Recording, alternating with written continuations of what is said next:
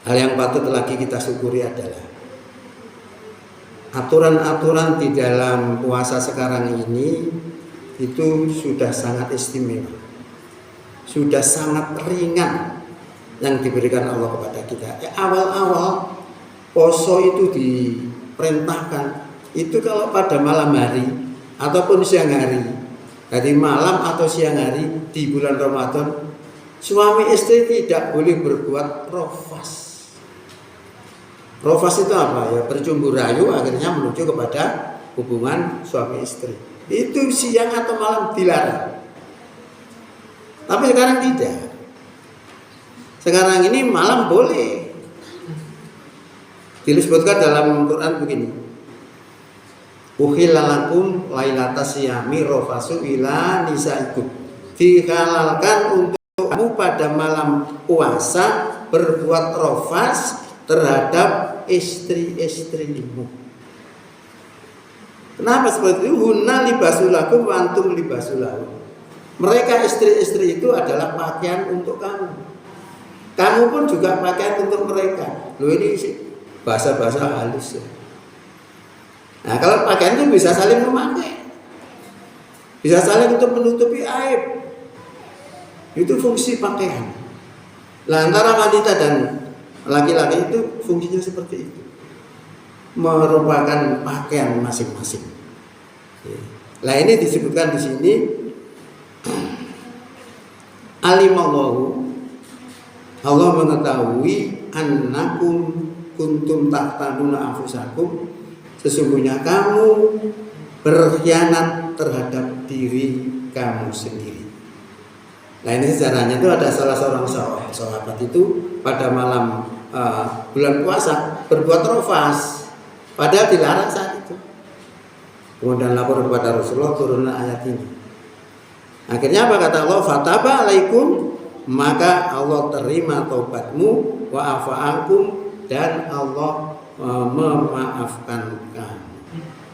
Fal ana basiruhuna, maka sekarang kumpulilah istri-istri itu, wabtahu, dan carilah apa yang telah Allah tetapkan untuk kamu. Nah, ini berarti kita sudah diberi keringanan daripada sebelumnya. Sekarang boleh. Tadi batasan dari maghrib sampai subuh. Lalu kemudian yang harus kita syukuri lagi adalah waktu berbuka. Waktu berbuka sekarang ini lebih istimewa. Kalau dulu itu berbukanya sama maghrib, tetapi ketika maghrib itu tertidur terus bangun, sudah tidak boleh makan lagi. Dia harus melaksanakan poso lagi pada malam itu, dan sampai siang lagi, sampai maghrib lagi. Sehingga ada salah seorang sahabat itu waktu mau berbuka di rumah, tidak ada makanan.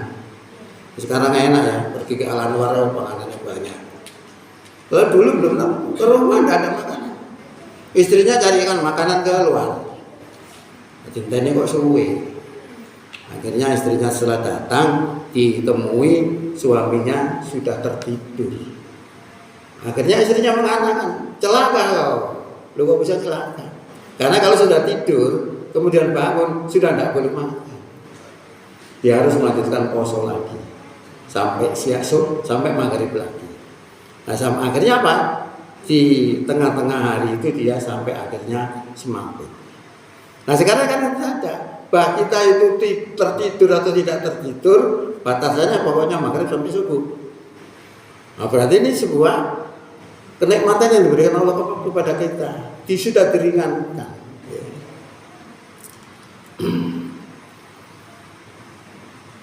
Wakulu, dan makanlah, wasrobu, dan minumlah, hatta yatabayyana lakumul khaytul abyadu minal khaytil aswadi minal fajr. Makan dan minumlah sehingga jelas benang yang putih daripada benang yang hitam, yaitu fajar. Jadi makanya itu maghrib sampai fajar. Lah fajar itu tandanya kita bisa melihat antara benang hitam dengan benang putih, kelihatan. Memang kalau di Indonesia itu Menurut hitungan Muhammadiyah itu kecepatan, subuhnya kecepatan. Maka kalau di Muhammadiyah itu umumnya biasanya jam 4, itu berarti kalau di Muhammadiyah aja jam 4 8 menit. Kalau panjenengan ke Arab Saudi itu subuh itu ngerantang, ketok. Nah itu yang maka disebutkan makan dan minumlah sehingga jelas benang yang hitam daripada benang yang putih itu, sehingga fajar. Kalau yang namanya fajar.